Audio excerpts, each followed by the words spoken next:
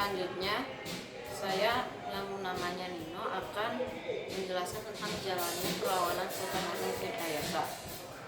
Yang pertama, 2 kapal VOC dirampas oleh Banten dan menyebabkan Belanda memblokade pelabuhan Banten. Lalu terjadi peperangan Angke Tangerang dari tahun 1658 sampai 1659. Lalu Sultan Agung Tirtayasa memperkuat pertahanannya dan menyebabkan VOC melakukan politik adu domba. VOC mendekati Sultan Haji, yaitu anaknya Sultan Agung Tirtayasa, untuk menentukan kekuasaan Sultan Agung Tirtayasa di Banten.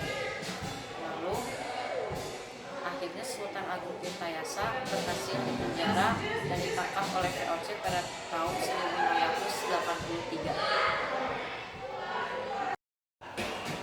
Perlawanan antara Banten dan VOC mengalami kemunduran ketika terjadi perselisihan antara Sultan Agung Tirtayasa dengan anaknya, yaitu Sultan Haji.